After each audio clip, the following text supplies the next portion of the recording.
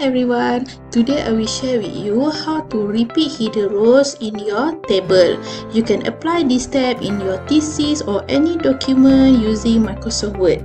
As you can see in my document, my table 2.1 split into 2 pages. So I want to repeat the hidden row in the second pages. How to do it? First, you click at the hidden row. Then second, click at layout. Then third, click at repeat hidden rows. Now you can see my table in second pages already have the hidden rows. That's all. Thank you.